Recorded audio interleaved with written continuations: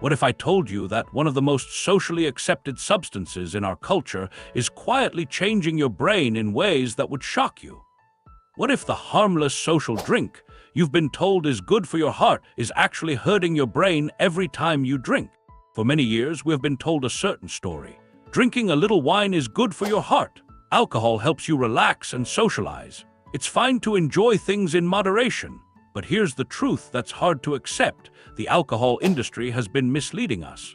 They've done this by relying on biased research and by influencing our attitudes. Why have we been misled about how alcohol affects our brains? What happens in your brain when you drink? By the time you finish watching this video, you'll understand the hidden neurological reality of alcohol consumption. You'll also gain the empowering knowledge to make truly conscious choices about your mental well-being. You're going to see something now that you'll never be able to unsee. Let's start with what happens when alcohol enters your blood and reaches your brain. This isn't just an opinion, it's a well-established neuroscientific fact. The neurotransmitter hijack. Your brain uses a system of chemicals called neurotransmitters to send signals between brain cells.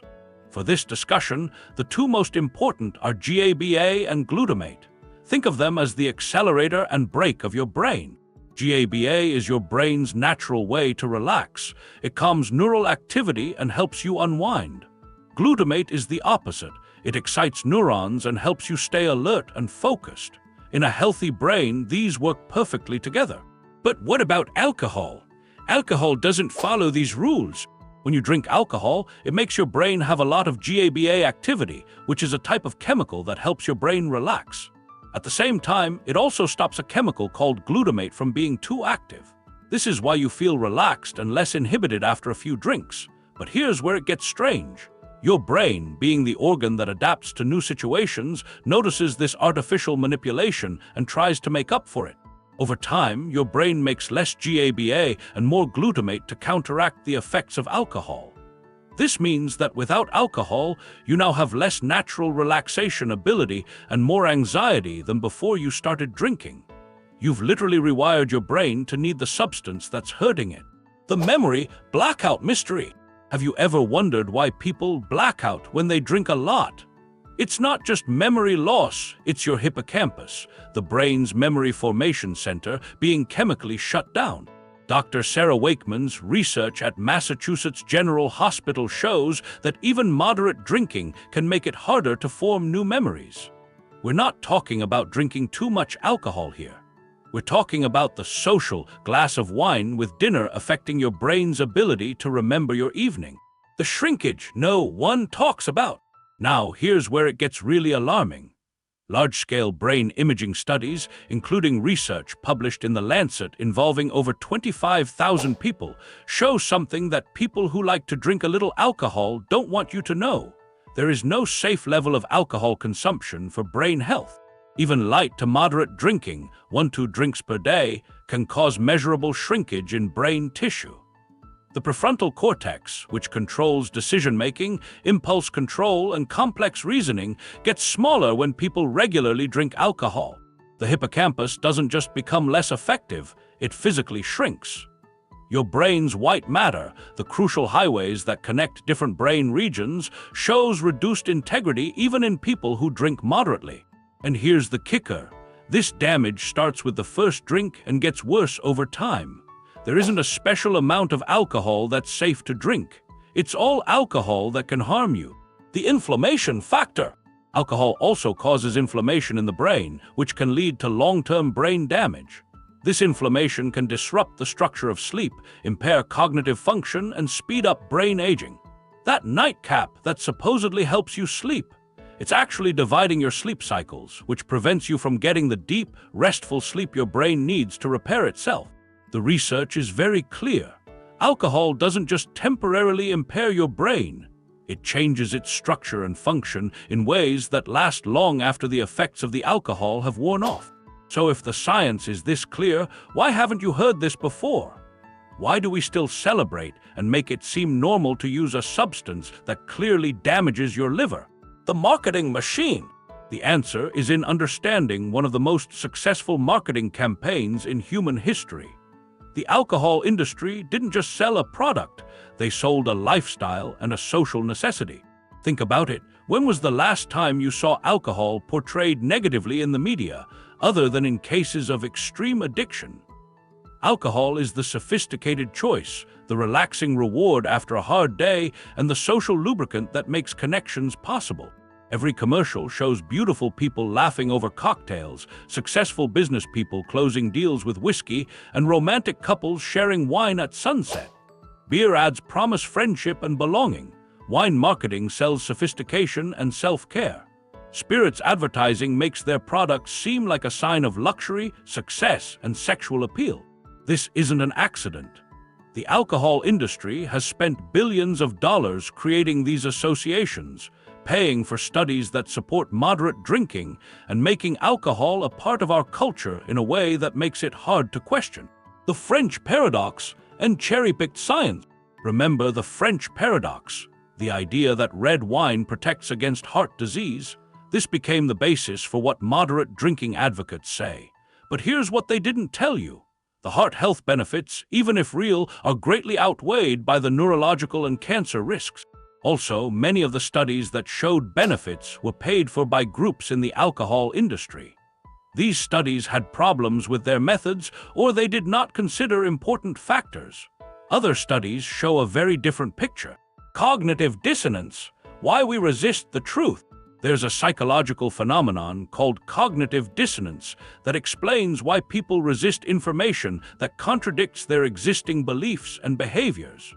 When presented with evidence that alcohol is harmful, our brains try to avoid the discomfort of changing our minds.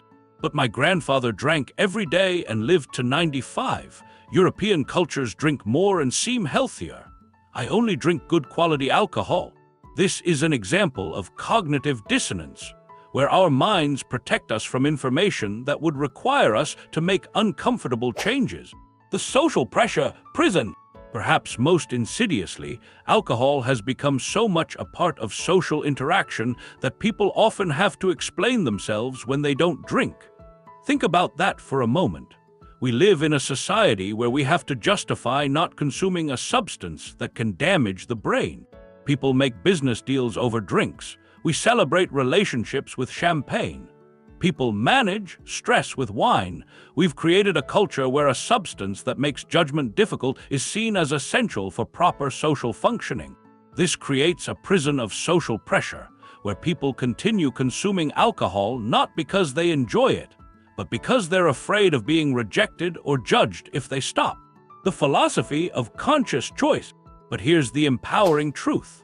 Once you understand these mechanisms, both neurological and social, you can begin to make truly conscious choices rather than unconscious, culturally programmed ones. True freedom isn't about doing whatever society expects. Real freedom is the ability to make decisions based on facts, not on marketing, peer pressure, or cultural influences. When you understand that alcohol changes the chemicals in your brain, making you more anxious and less able to relax naturally, it becomes easier to make a clear choice. When you understand that social drinking is often a way for people to self-medicate, you can ask yourself, what do I really want for my brain, my life, and my relationships? The most rebellious act in our culture that is full of alcohol might just be choosing to be yourself instead of following the crowd. Let's go back to the beginning. Studies show that drinking alcohol can harm your brain as soon as you start drinking. It disrupts the balance of neurotransmitters, which are chemicals in the brain that help nerve cells communicate. It also impairs memory formation, causes brain tissue to shrink, triggers inflammation, and fragments sleep. Despite these harmful effects, our culture tells us it's not only harmless but beneficial. Society has been told that alcohol is a social necessity, a health benefit, or a harmless pleasure. These claims are all false. They're marketing tools made to sell products, not to make you healthier. So, what should you do with this information? Steps to take for a free brain. First, take a look at your relationship with alcohol. Ask yourself, do I drink because I really like it or because it's what people expect? Am I using alcohol to manage stress, anxiety, or social situations? What would my social life be like without it? Second, try using alcohol-free options. If you're stressed, try these things to relax. Meditation. Exercise. Breathing techniques when it comes to socializing suggest getting together over coffee, going on active outings, or meeting up at places that serve alcohol but don't serve it. You'll be surprised at how many people are relieved when someone else suggests not drinking. Third, start small but start somewhere. Maybe try having a weekday where you don't drink, or just one social event where you don't drink. Small changes can lead to big changes over time. Fourth, make your brain healthier. Quality sleep, regular exercise, proper nutrition, and stress management all support neuroplasticity. That's your brain's ability to heal and adapt. When you stop damaging your brain with alcohol, these positive inputs become much more effective. Fifth, be ready for social pressure and have responses ready. Saying, "I'm not drinking tonight," doesn't need any explanation, but having phrases like, "I'm focusing on my health," or "I sleep better when I don't drink," can help in social situations. The empowering truth. Most people don't realize that when you stop drinking alcohol, you don't lose anything important. You lose anxiety, which is disguised as relaxation. You lose good judgment, which looks like confidence. You lose sleep that is not restful. You will find that your memory improves, you make better decisions, you sleep better, you are less stressed, and you are happier living according to your own choices instead of what others expect of you. Your brain begins to heal almost immediately. Neuroplasticity means that a lot of the damage can be reversed. Your body's natural neurotransmitter balance can be restored. Your sleep architecture can return to normal. Your cognitive function can return to normal or even improve. Your brain is the most complex and vital organ you have. It is the seat of your consciousness, your memories, and your capacity for love, creativity, and growth. Every thought you have, every decision you make, and every moment of joy or insight affects this 3-pound universe in your skull. What if truly understanding how it works and protecting it from substances that reduce its potential are the first steps to fully tapping into its power? The choice is yours, but now at least it's a conscious one. If this video taught you something new, share it with someone who might benefit from this information. Sign up for more content that goes against common beliefs and uses science to prove it. And most importantly, ask yourself, what if I focused on taking care of my brain instead of going along with social expectations? The journey to consciousness starts with a simple question. What will yours be?